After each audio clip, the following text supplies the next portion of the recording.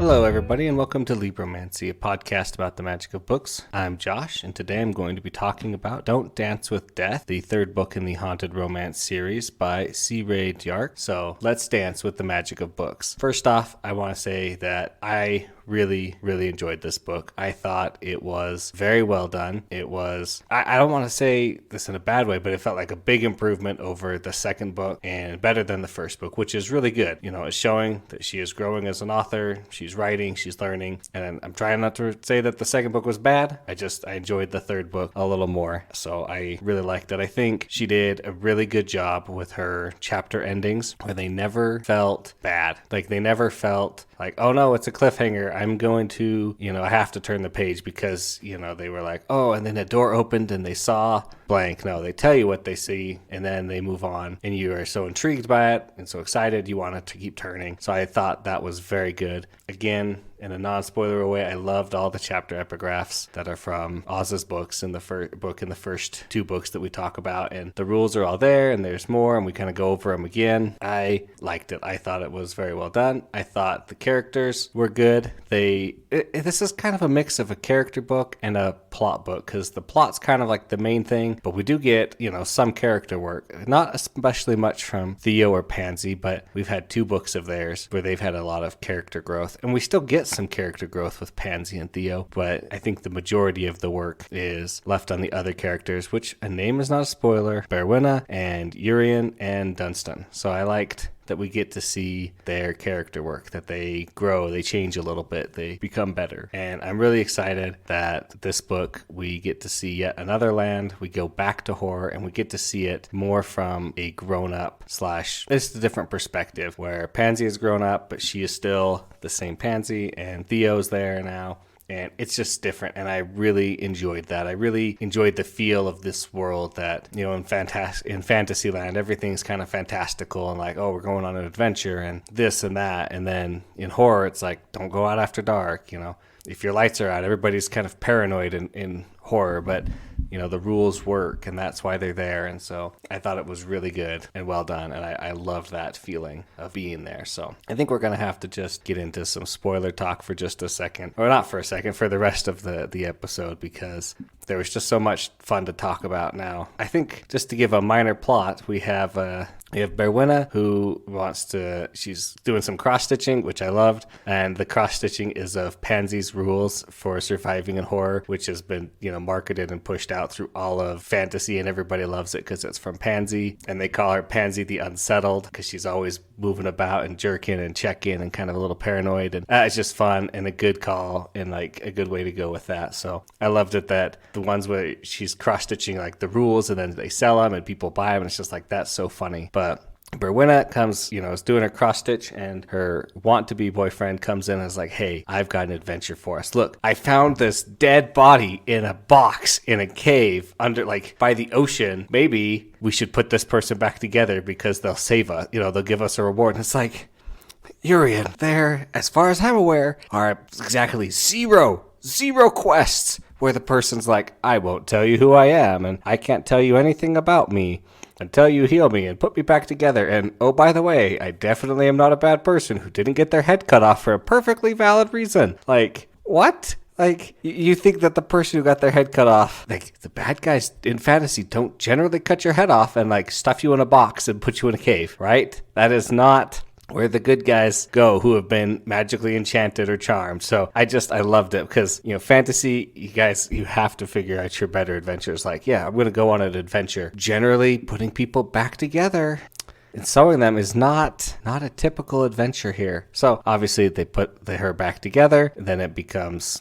the Duchess Abada, who is back, and she tries to steal abilities. Luckily, she has lost her ability to steal or absorb abilities, but she still has all the other ones she had. So, meh. But I like that. They steal Aaron, Theo, and Pansy's son, because this is 5 years later. They flee to horror, where she's going to gather up all the spooks and all the haunts and kind of try and rule the world, and then push out and rule all of Novel, which is the land. And so it's pretty good. I mean, it's a good story and a good plot, and I like that. And I liked that it showed, especially with Berwina and Urian, just how easy and how kind of slippery it is to think you're doing the right thing when you're doing the wrong thing. Even, like, obviously they feel like they're going to die if they don't get this potion that she's holding for them every day.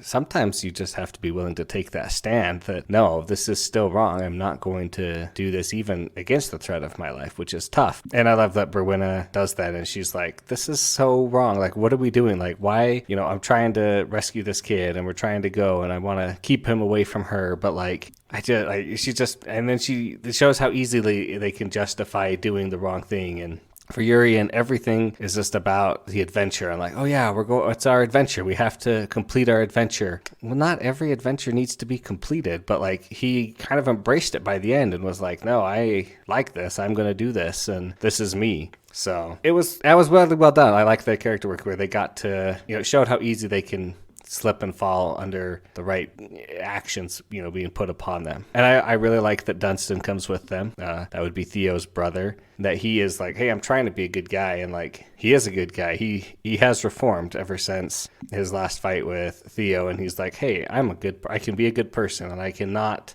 burn people with my magic, and like that's something I don't need to do. And so I really liked their thing, and I loved the Dunstan and Berwinna romance where they kind of had that true love's first spark, and then they kissed and they loved it, and they both think about each other. I just thought that part really worked together for them. Like, gotta have a little bit of a romance, and I like that it was them. I like that Pansy and Theo are able to reconnect, partially over the fact that Aaron is missing, obviously, but it kind of forces them to grow closer together again, because neither one of them wanted to feel like they were going away or moving away from each other. And I liked that resolution. So it was pretty good. Now, I liked Aaron's gift that when he goes to sleep, he visits the spirit world and basically becomes like a ghost. So it's kind of like this astral projection type thing. And I was like, oh, that's pretty cool. Like, he can astral project. Now, why Queen Abida just thought, or like Duchess Abida, excuse me, she's not queen. Why Duchess Abida was like, yes, if I kidnap the boy, he will be so excited by me kidnapping him that he will want to convince all the ghosts in horror to work for me. It's like, well, let's think about that. Would somebody you kidnapped want to do what you want them to do? Generally, no. The answer is no. And you have no way of like knowing or following through if he's actually doing it, aside from the fact that the ghosts would like join you. But he could easily just lie and be like, oh yeah, I totally tried to talk to some ghosts and they didn't want to listen. And I know he's only 5, but he's got Pansy as a mom, so he's obviously gonna have some skills there with deception and like kind of knowing what's good and what's not good to do. So that was just a silly thing. And then she's like, okay, well, you won't listen, I'll just sacrifice you for more power anyway, which that's a totally fine goal for the supervillain. Now, I loved reading about Pansy teaching Aaron all about haunts and all about how to survive, because that paranoid mom attitude is so real. Like, well, what if he does this, and what if he does that? And I told him not to touch the vases, so he started touching the flowers, but like, that's not what I meant, because the flowers could also be poisonous. Now, granted, the flowers are probably not poisonous in like your friend's house, but like, that's totally where a mom goes,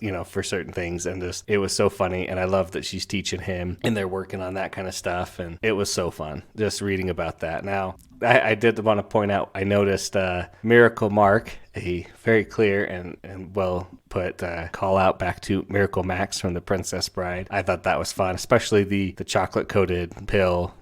He's nearly dead. You can still bring him back to life. That was a fun little teaser just thrown in there. So I really liked that. Now, one thing that it wasn't bad, but it wasn't like my favorite part, is where Aaron meets with the god of everything, that he has died because he's been sacrificed, and he goes back to the church, and then he meets with God, and everybody else has, all the other supernaturals there have been forcibly passed on by Abida, and the god of everything is there, and he's like, hey, I'm just going to talk with you, and here's this, and you could stay here if you want, but I think you need to go back. And it worked because Aaron needed kind of a push and to get this ability so that he could fight Abida and stop her, because she's obviously breaking things. But it just didn't flow or sit kind of as well to me as the rest of it. Like, it wasn't bad, but it wasn't great. So it just kind of sits in that little realm for me. Obviously, then Aaron, he comes back. He has all the gifts. That was a pretty cool part. He's like, oh no, I don't just have my gift.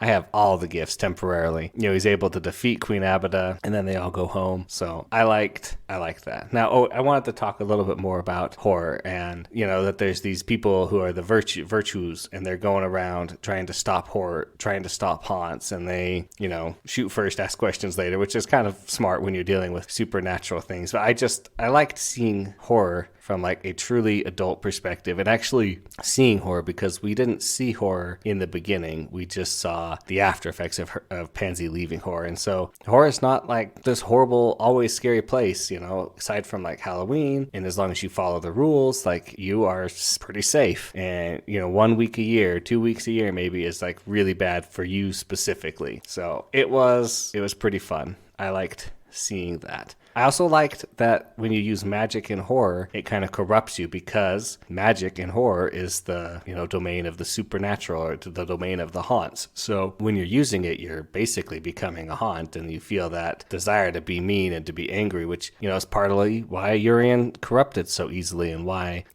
Theo was starting to be a little bit more angry and stuff, until he would realize it, and then he'd have to stop. Now, one more thing, I was a little disappointed in Theo, not in Theo, but I guess in the writing of Theo, that he loses the wand, and so he can't do magic again. But I kind of wish there was something more to his ability with the aura than just knowing if he's in danger and who's going to hurt him and who else is in danger. Like, that's very useful.